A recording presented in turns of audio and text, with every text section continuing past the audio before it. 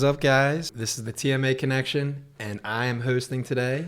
We have the man himself, Tim Markland, on the podcast. Taking over. I've been wanting to do this for a while because I feel like a lot of people really want to know about your story. I know you interview a lot of people, but you don't get to share your own story often. So I've been wanting to do this for a while. And before we get started, let's introduce who this is. I'm sure everyone already knows, but this is Tim Markland, our team leader. 10 years in the business, 400 homes sold, helped hundreds of people, connects people in the community, and has helped investors and invested himself in real estate.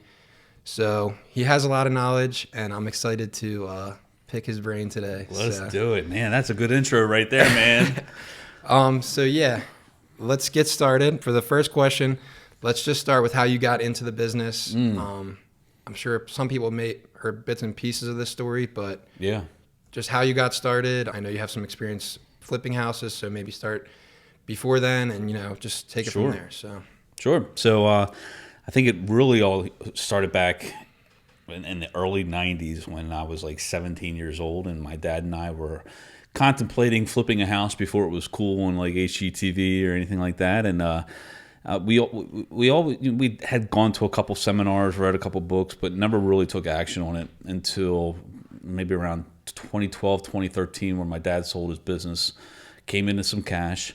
A kid that I coached volleyball, her mom was a real estate agent with Berkshire Hathaway, and so she helped us find an investment property. We finally just said, let's do it, And so we flipped our first house. It took about 5 months, and we made a pretty good profit, made about $30,000 off of that. So then we're like, hey, let's flip another one. And so we did that one, and that one was a little bit different. We only made $3,000 off of that one. But we were still in the green, which is a positive. And so, since my dad and I, we had flipped 2 houses and we were talking about doing even more, we're like, let's get our real estate license.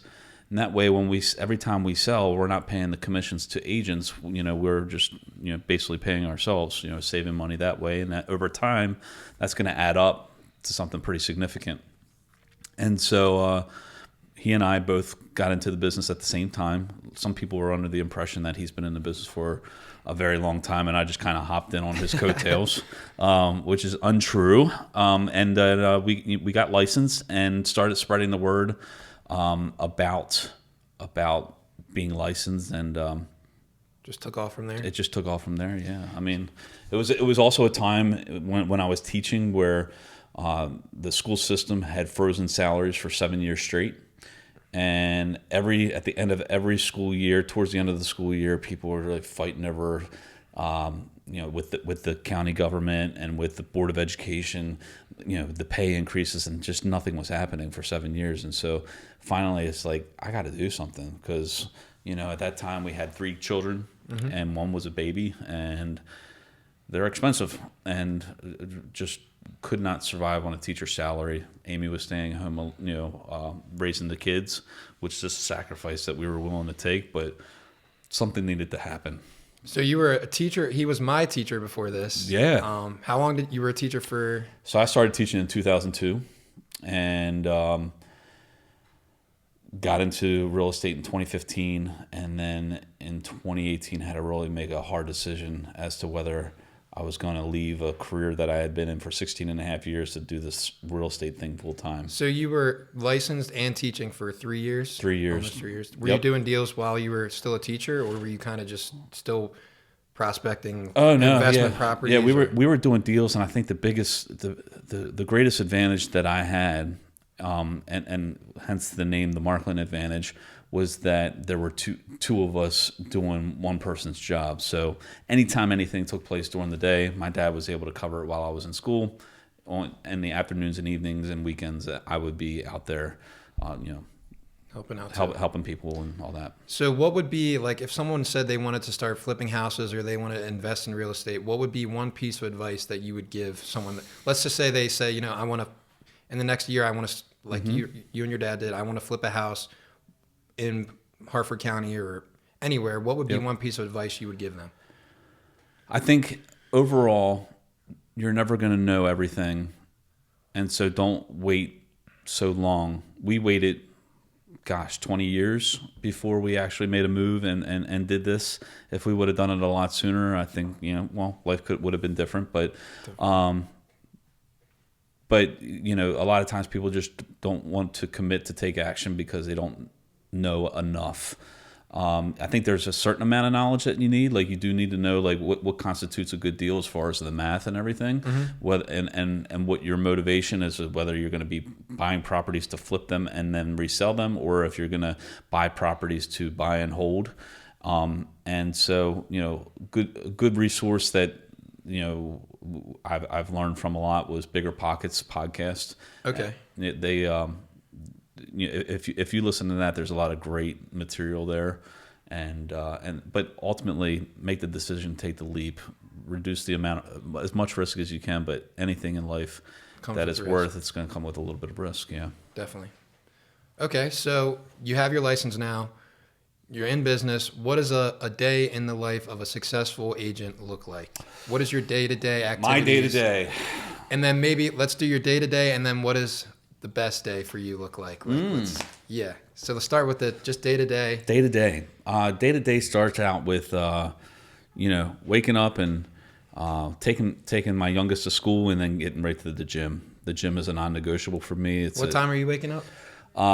6:30. So you don't need to wake up at 4 a.m. to... No. I used to do that. You can if you want. There is something special about being in the 4 a.m. club. Yeah. The first one's up. Yeah. The first one's up. Nobody's on the road. It's like, that's a pretty cool feeling. Yeah.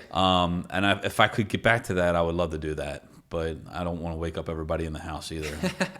Mrs. Markland would not be very happy with me if I was waking her up at 4 a.m. So get to the gym just after dropping off my daughter, get in an hour and a half workout. It primes the rest of my day. If I don't work out in the morning, I think everything else just feels discombobulated. Yeah. So that's like my rock of, if this doesn't happen, nothing else really falls into place that day. Definitely. I actually have a list of the a successful day up on the wall in the office. So it does constitute reading, meditation, which I try to do. It doesn't always happen, but reading, listening, learning, podcasts, trying to at least listen to one educational something a day. That's going to help me in my business and help me in my life. Another thing is to contact at least 100 people a day.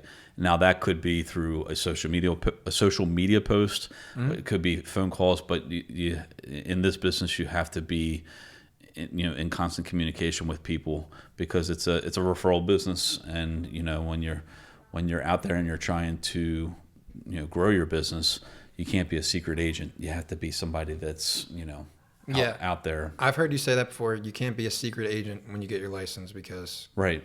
You have to be telling people, I got my license, this is my business I'm starting. Otherwise, people aren't going to come to you unless you put the word out and you start marketing yourself. So and that can be tough too. Just from a person, what most people wouldn't understand about me is I'm very introverted, and I seem to be more extroverted. But really deep down inside, I don't always like to shoot the videos. I don't always like to put myself out there. Yeah. But that's part of being a real estate agent is, people need to know that you're in real estate without just shoving it down their throat all the time. So. Okay. So let's say for someone who just got their license, or maybe for yourself when you just got into the business, what is one thing that you wish you would have done differently when you first got your license?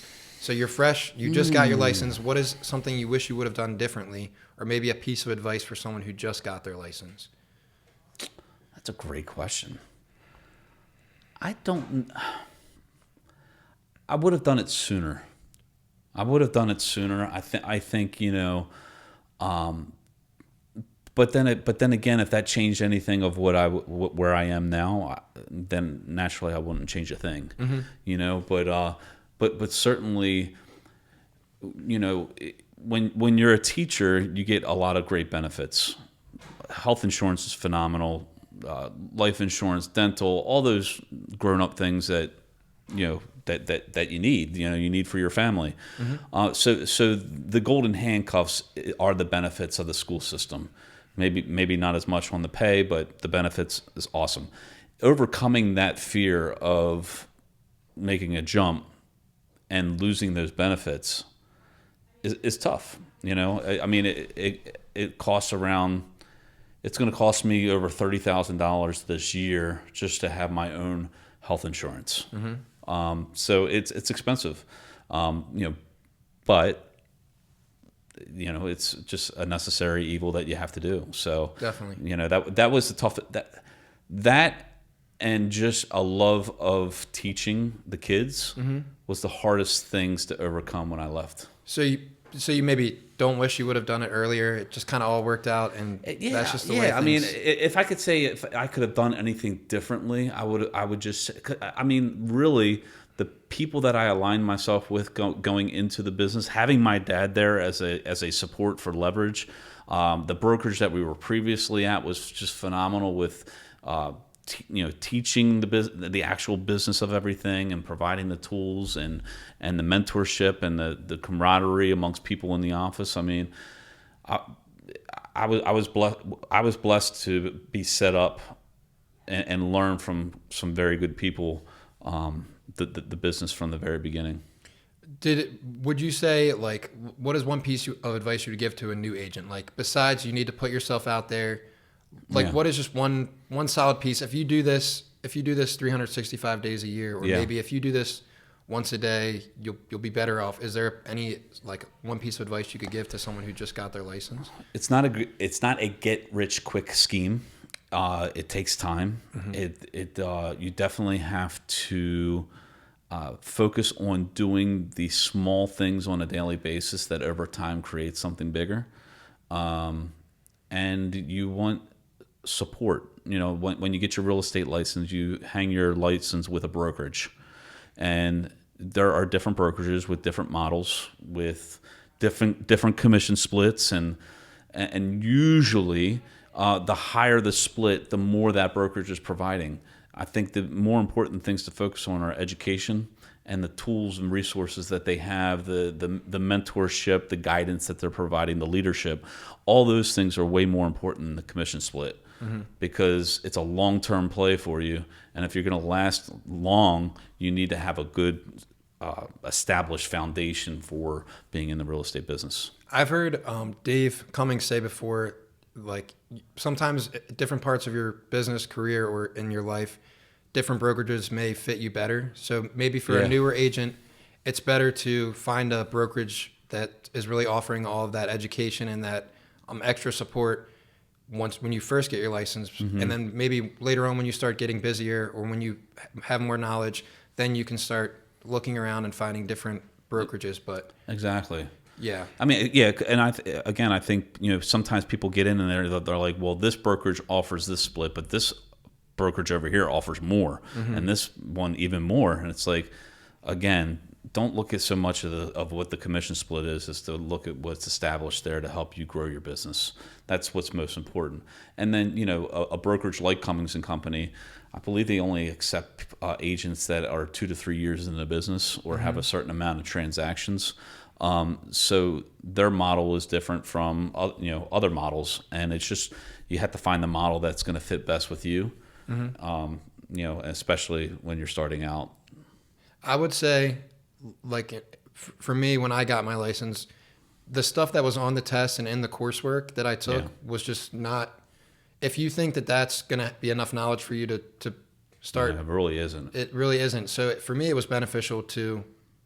We were at the brokerage with education, but I also was with you and had your support system, your dad's support system, and you guys could really help me. So it was nice for a new agent. I would suggest maybe finding a team or definitely joining a brokerage where you can get that education and that support system. I think the key is leverage. That's what we're talking about here is, when I got into the business, we were kind of a small team. It was my dad and I couldn't call it a real estate team, but we were a partnership, and we had each other to bounce things off of. But then we also had a lot of great agents in that office where we could go in and we could ask questions as many questions as we need. We had a manager who was phenomenal at really knowing the contract. And on top of that, they had an established like 18 course education that you took after you joined the brokerage. This was beyond the federal and the state tests that we have to actually do to get into the business. But once you actually get into the business, now you got to learn all this stuff about running your own business. And so they provided that kind of curriculum there, which was, you know, really influential in us joining them. Yeah, that's awesome. So that's definitely some good advice. Yeah.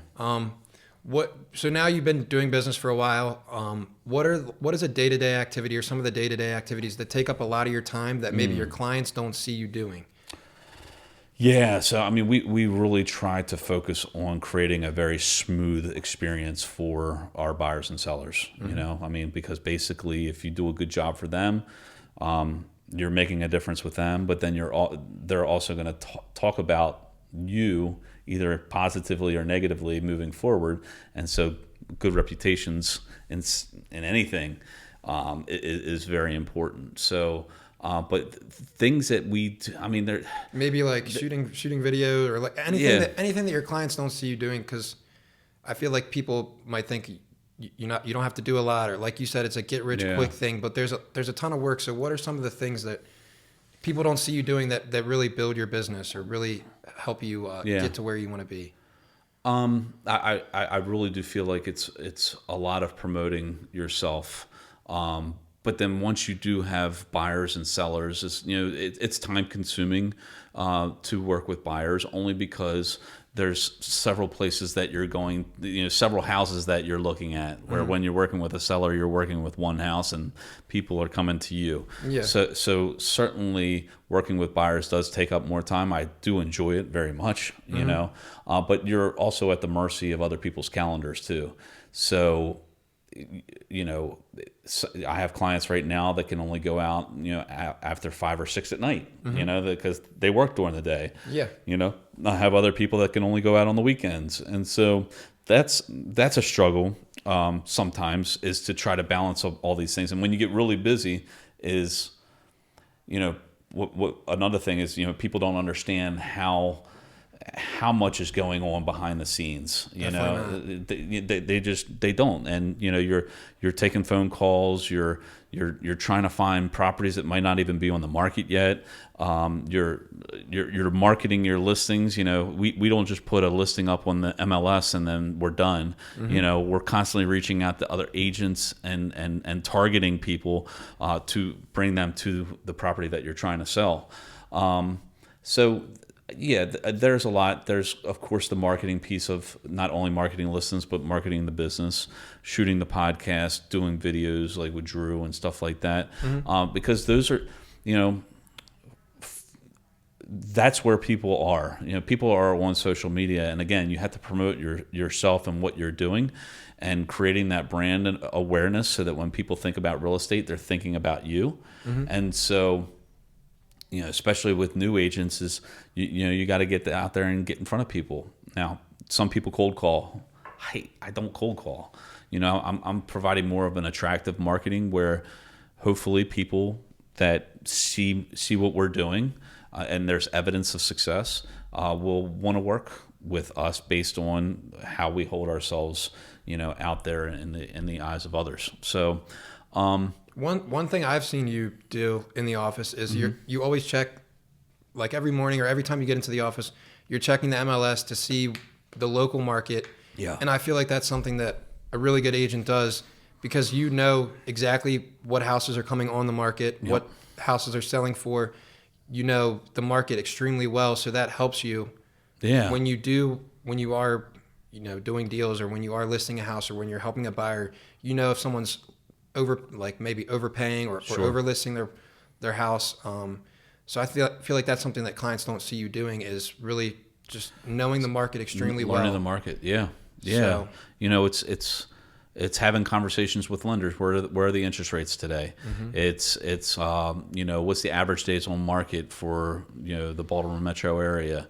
And we put some of these stats up online, but knowing what inventory is out there, knowing what's going on in the markets, kind of knowing what's going on not only at a local level, but even a national level, and being informed about what's going on in the news. Why are people, pumping the brakes, when it comes to buying or selling, and trying just to help people through knowing what the facts are versus what the news is, putting out there. There's a lot of fear-based news. Yeah, it's always, is the market going to crash? The sky is falling, and when will the interest rates be back to 2? They're not, Yeah. or maybe they will. Who knows? Yeah. We can only make decisions on the things that we know about, not what could potentially happen in the future. So, but yeah, I do look at, I'm constantly looking at market numbers for our area, because and even there's real estate market in Florida, real estate market in California is not the same as it is in Maryland. So knowing what's going on here, while still being cognizant of what's going on at a national level, but really knowing what's going on here in the market. I mean, we're just in a market right now where it's still low inventory. People still need a place to live, and if you can afford the monthly mortgage payment, it's a great time to buy a house. You can always refinance when the rates go down. Right, and let's be honest with that too. We don't know when that is. No, but you have to be comfortable with the mortgage payment that you have right now at the interest rate that is right now, because you don't want to be house poor. Yeah. If the rates go down and you wouldn't be able to afford that payment, then it doesn't make sense to jump in now when it would be even more unaffordable. So I mean, it really is like looking at all that stuff and constantly learning about that stuff is important, because it helps you help your clients make the best decisions for them. Definitely. And sometimes it's not the time to buy or the best for them, and I think that's that's where we make a difference, is really genuinely looking out for people's best interest. Yeah, I would agree. Yeah. So, okay, so let's do maybe a fun question. Okay, fun question. If you didn't have a budget, if I didn't have a budget, and you could move anywhere in the country or maybe anywhere in the world with no budget, where would you live and what would your dream home look like? It could be as big as you want or maybe as small as you want. Or my wife and I were just talking about this the other day. We had no desire to move from our house. We love where we live. We love the town we live in. We love the location of our house. We put an addition on a couple years back, and really now that we have a main level bedroom, even if we get older, we really don't have to make a move to somewhere else. The goal for me is to put a pool in the backyard at some point. I would love to have that. Yeah. And then we can just have our team meetings over there all the time.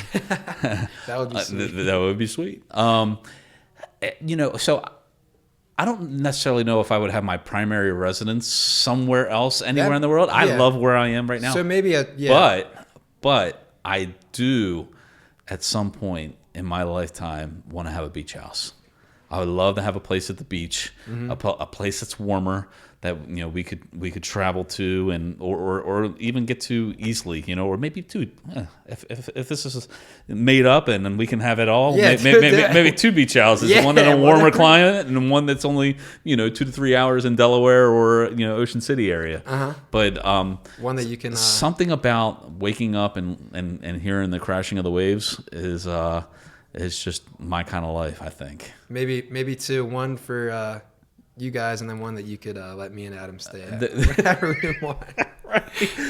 Absolutely. But yeah, so you're a beach. You'd like to live on the beach. I love the beach. Or have a house on the beach somewhere. We love the beach. We go to the Outer Banks almost every year. And a couple years back, we splurged and rented a house that was literally like right on the beach. And that was a cool moment, because any other time I've ever gone to the beach, I've always looked at those houses and like dreamed about being in one of those houses. And now we have the opportunity to do that.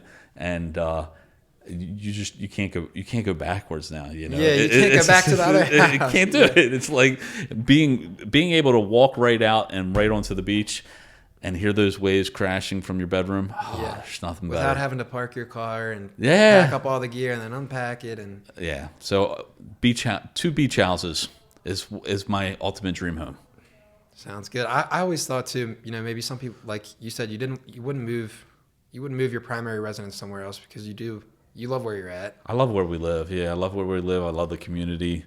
It's so where we are is it's tucked in a neighborhood that doesn't get a whole lot of through traffic, but it's close enough to stores and restaurants and stuff like that we can get to. So Cool. yeah, man. All right. So we did a fun question. Maybe let's do A serious not question. so or maybe a not so fun question. Not so fun question. Okay. What do you say you struggle, or what would you say you struggle with the most in your real estate business, or maybe in your personal life, or just what is a big, not big struggle, but what is a struggle for you that you know is there, and you have to deal with that on a maybe day-to-day basis or on a weekly basis, or just something that you have to overcome? Yeah.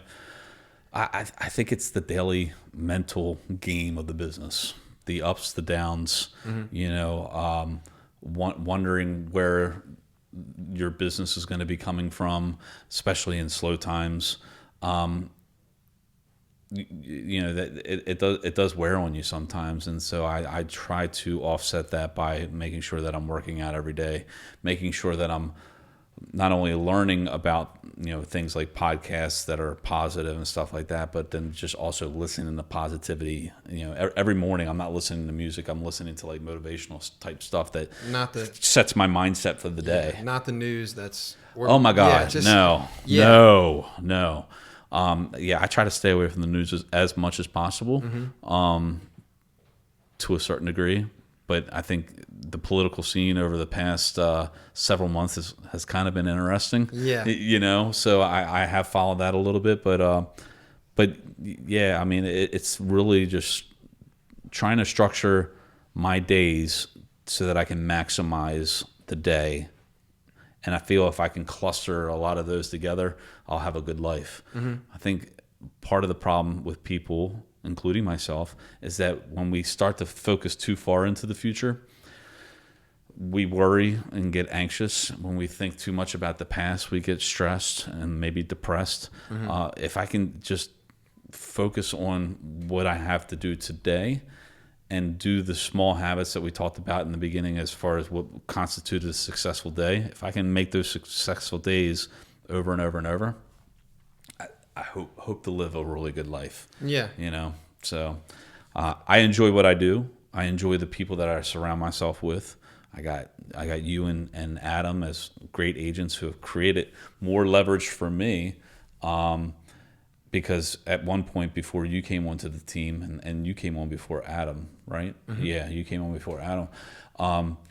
Before I had either one of you guys, it was a challenge. Like, it was hard to be in two places or three places at one time. I did have my dad, but look, man, old man's getting older, Yeah. He's got, and him and my mom are now able to travel a little bit more and enjoy that retirement as they should. And then adding Drew into the mix now has really stepped up our social media, our video presentation. Just our brand. But like, to genuinely love the people that you're working and surrounding yourself with on pretty much a daily basis is phenomenal. Yeah. Yeah. Okay. So just the daily struggle of the ups and downs, and yeah. It's interesting about the exercise and the getting to the gym. You said that's like a necessity. I've noticed, at least for myself, if I'm not exercising, then maybe little things will make you more frustrated, or you just are quicker to anger if you have all that energy built up. Yeah. When you exercise, you release a lot of I guess endorphins. Your brain just really is satisfied with the work you put in. Yeah. And you're not as quick to anger or maybe worry about things that you have. What are you worrying for? You can't change it. So exactly. I mean, and literally everything that we experience in life is all about something that takes place up here in this head of yours. There's a brain that never sees light, and what we're doing right now is we're talking and communicating, and our brains are working, creating this experience for us, and the emotions that come up, and whether that is the anger or the anxiety, it's all a chemical reaction. That's pretty weird. I'm sorry, man. That's pretty weird. It's getting deep. I'm thinking about our brains just talking right now. Right? Whether it's through exercise, whether it's through the things that we eat, or the things that we drink, or the things that we don't drink, that we can optimize our health in our brains, you're probably going to have a more enjoyable life while we're here for this limited amount of time that we are. Yeah, I agree. Yeah. Okay, so let's get back to the real estate. I have a couple more questions, maybe just one or two more. What is one thing you wish your buyers or sellers knew before starting the process? So I guess we can start with either sellers or buyers. But what is one thing maybe to set their expectations, or maybe that a lot of people don't know that you wish they would know? What is one thing? Do you want to start with buyers? Let's start with sellers. I got to think on the buyer part. All right. What is one thing you wish your sellers would know? I wish sellers would have a better understanding of the value of their home is not so much about what's in their home as much as it is the houses that have sold around that home. You know, what's going on in that market, because, you know, especially if you're in like a community that's an HOA, or say you have a townhouse and all the townhouses are selling in this range, and the nicer ones are selling here, and the maybe not so nicer ones are selling here, and then there's the ones that are in between. It's like, you know, there are the automated tools like Zillow that, of course, puts a pin in the property and then draws a circle around that. But within that circle could be single family homes, townhomes, condos, you know, all those things get factored into this algorithm. And so when we value properties, we have an appraiser's mindset of how they're going to come in and look at the property. And so sometimes people feel like something's worth a lot more than it really is. But then there are other times where people don't know, and it's actually worth more, and they're surprised that, oh my God, I could get this much for my house. You know, so but that's our job. You know, that's our job to educate them. You know, that's why we're here. So buyers, wow, there's a psychology to buying and helping buyers through that psychological experience. It's like when when you're at a car lot and you see a car and you walk away from that car and you're not sure if you want to buy it or not, and then somebody else comes along and they start to look at that car, all of a sudden, like, you might be a little more motivated. You're motivated all of a sudden. You know, or you're at an open house and you hear somebody just talking about how much they love the house, and then you're like, well, I got to have it. So it's like this scarcity or mindset, or this fear of missing out that takes place that you know, that does get triggered. But then once you do get it under contract, then all of a sudden buyer's remorse sets in. Did I make the right decision? You know, did we pay too much? I don't care. You know, you go to a car dealership and you haggle along with the dealer and you get it for a price. I guarantee you, as soon as you leave the lot, you're thinking, could I have gotten them down a little bit more? You know? Yeah. The same thing with the house. You know, could I have gotten it for a little bit less? Or as a seller, could I have gotten it for a little bit, you know, more?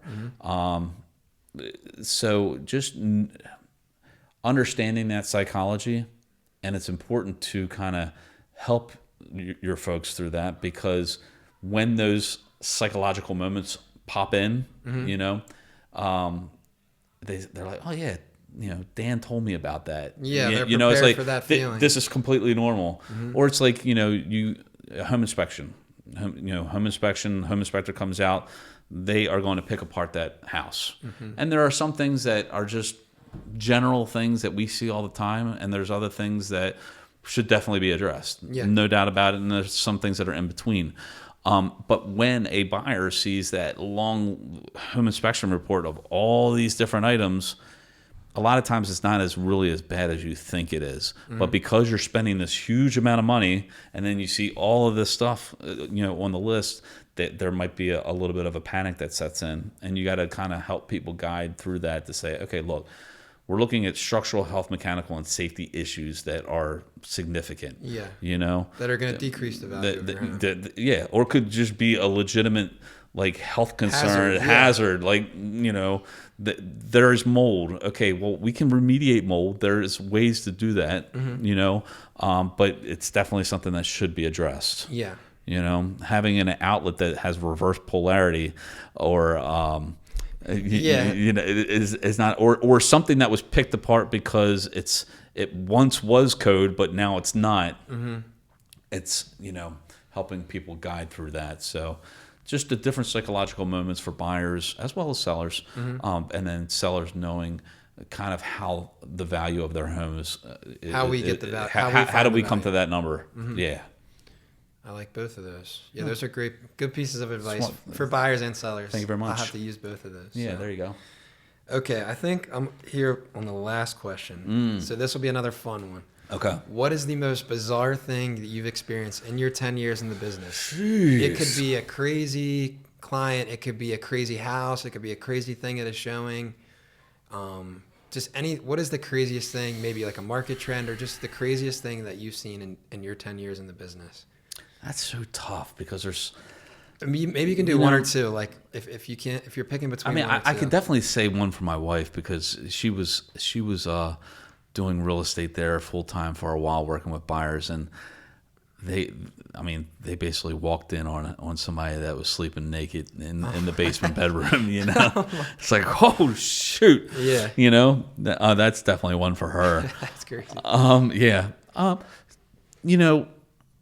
In general, I don't know if I can come up with like a specific, but you know,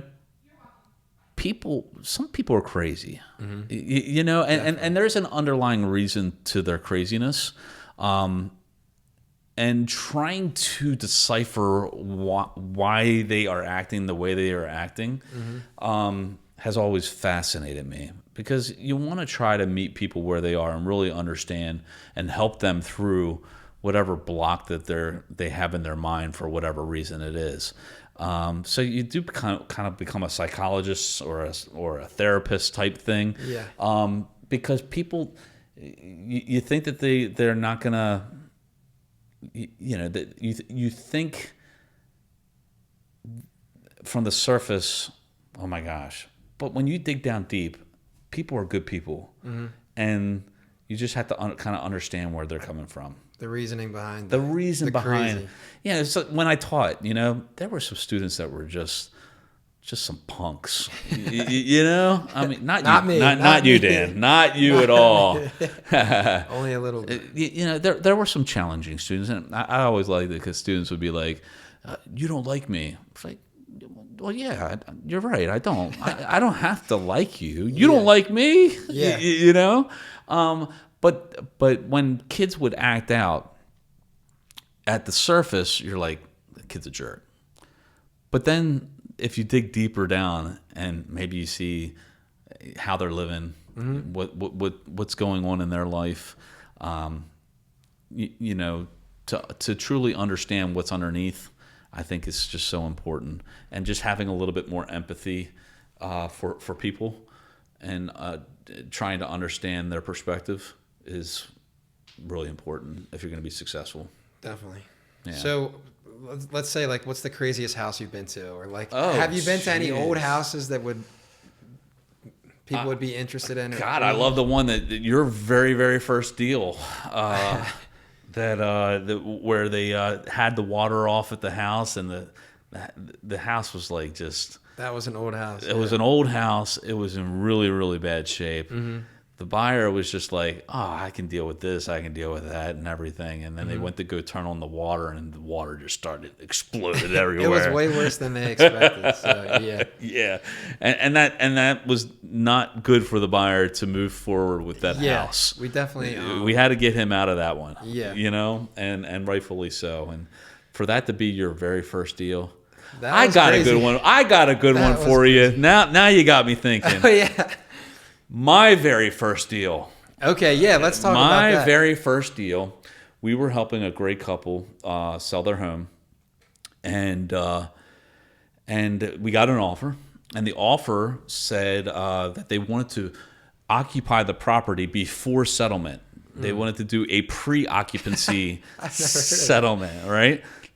It happens every once in a while. You know, we have plenty of post ones where the seller needs to stay in the house for a little bit longer. But this one, they wanted to move into the house before they went to settlement.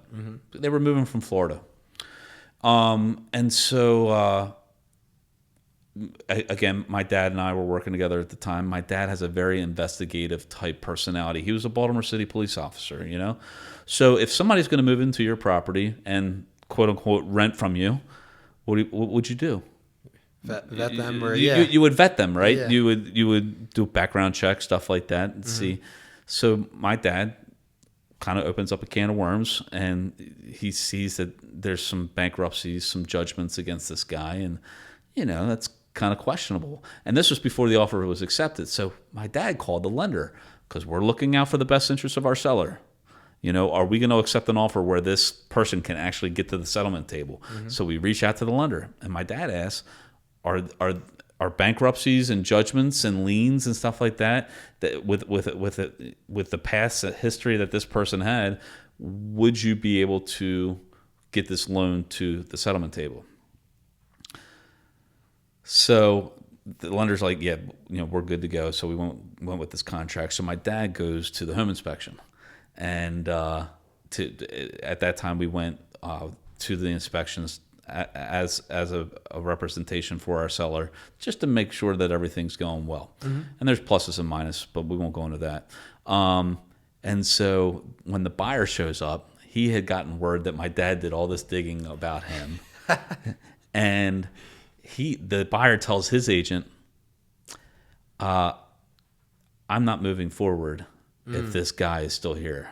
Oh So the agent, basically said, I don't know how to tell you this, but my buyer is like really angry with you and doesn't want you to be here, and is going to walk away from the deal if you're there. So my dad left. Not a big deal. So the inspection found that the roof was old. Wasn't leaking, just old.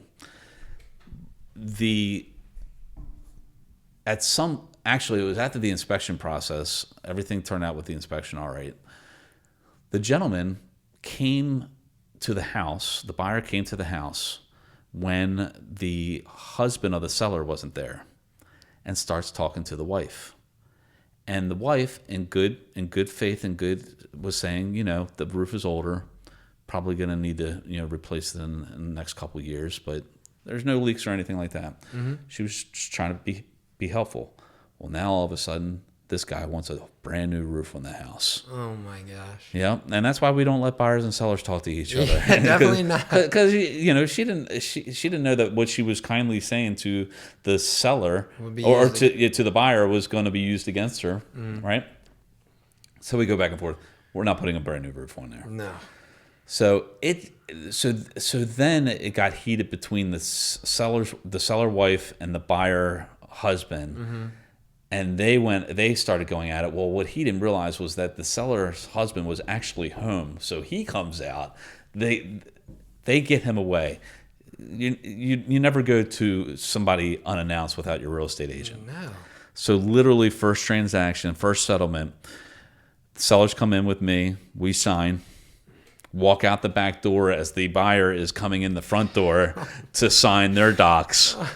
And I was like, man, if this is how real estate's going to be. That's crazy. That's how I felt. I was like, if this is how it's going to be, maybe I just right. not cut out for this. But yeah, I mean, there are challenges that pop up, and but there's always somebody that can help you through those. Yeah. Especially Especially if you're really starting out and knowing the contract and knowing what's right and what's wrong and stuff like that. But yeah, that's crazy. I've never heard that one before. Yeah. That is crazy. Yep. All right, so we're getting to the end. I have some rapid fire questions. Rapid fire. That I'm going to read off, and some of these will be. Drew, yes what do or you no. think? Is he doing good on this podcast? Yeah. He's a natural. I think that he might need to take over after this episode. I like it. We'll see. Maybe not full time.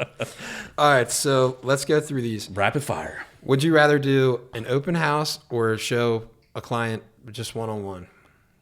Like, would you rather take them to an open house or just have a private showing? Private showing. Got it. Speak freely. If you were living there, would you rather live in the city or the countryside? Countryside. Okay. Yeah. What's the fastest you've ever sold a home? 14 days. Okay. What is the craziest client request, or maybe someone on the other side? What is the craziest request you've gotten? Craziest request that I've gotten. Man, that brand new roof really, Yeah. that's up there. A brand new roof that is not leaking. Mm-hmm. Yeah, probably the craziest request. That was the craziest situation I've ever been in. What is your real estate superpower? Real estate superpower, probably empathy. Just genuinely looking out for people's best interests. What is your go-to pump-up song before a listing appointment? Ooh. Remember the name Fort Minor. and maybe Lincoln Park was part of that? I don't know. I like it. That's a okay. good one. Yeah. Would you suggest staging, or do you think it's a waste of money for your sellers? Staging. Definitely gets. I don't know the exact statistic, but I would say that staged homes, especially with newer furniture from a professional stager, shows much better than an empty canvas. Cool. What is the best month to sell a house? Or is there a best month to sell a house? I used to say springtime was probably the best time, but with the lack of inventory, I think that since COVID, anytime's really the best time to sell a house. Okay. Yeah. If you weren't in real estate, what would you be doing? Probably still teaching at Bel Air High School. Jeez, Did you have, when you were younger, did you have like something that you thought you were going to do for your whole life? Like, did you probably didn't always know you were going to be a teacher. Yeah. Was there like a career you had when you were younger? Like you wanted to be a firefighter? I wanted to be a rock star like you. Yeah. I did. I mean, I did. I play guitar, and I wanted to. I had a dream of just being a musician, or a rock, cool. Basically a rock star. So you'd be a rock star if you weren't a teacher. I guess so. All through my life, I've always wanted to just help other people. And so whether that would have been, the course teaching made a huge difference there. Real estate making a difference here.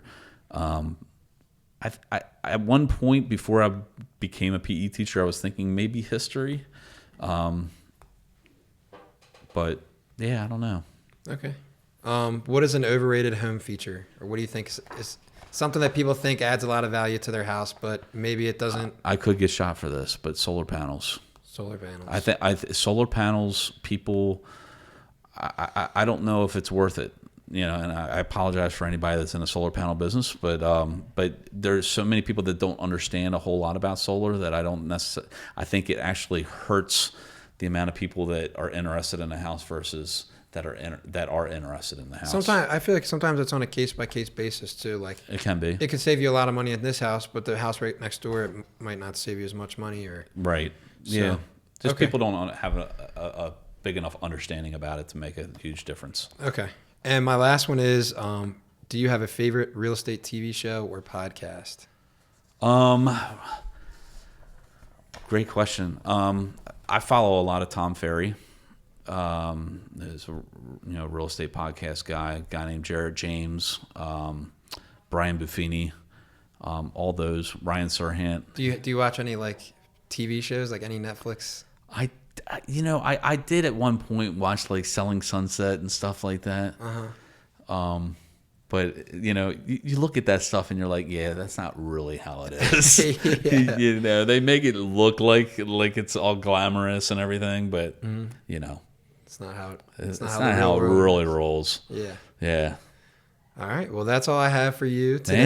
Man. It was awesome hosting the podcast. It was awesome talking to you, getting your full story and some advice from you. Yeah. You did a really good job, man. Thank you. Yeah. Yeah. So if you guys are interested in real estate, or if you're interested in Tim Markland, which not many people are. Maybe. I don't know. He's got a great story though. So if you are interested in real estate and just maybe how to get started or how to invest or how to, build a business, this will be a great podcast for you. Yeah. But yeah, it was awesome hosting, and I appreciate the opportunity. So and now I'm going to take over. If you think Dan did a phenomenal job, give this one a like, a comment, or share it. And let's go. And Dan's a phenomenal agent. Does a really good job with buyers and sellers. But just is a super knowledgeable guy and does a really good job. So please reach out to Dan as well. Follow us on YouTube, Facebook, and Instagram, all at the Markland Advantage. Subscribe. Hit the like button, subscribe, all of that. Yeah, right. And that's awesome, man. Good job. Thank you. Hey, until next time, live your life to the fullest, and we'll see you soon. Peace. Peace out. Did you like this episode of the TMA Connection? Well, you might want to check this one out right here. Go ahead. Click it. Go ahead.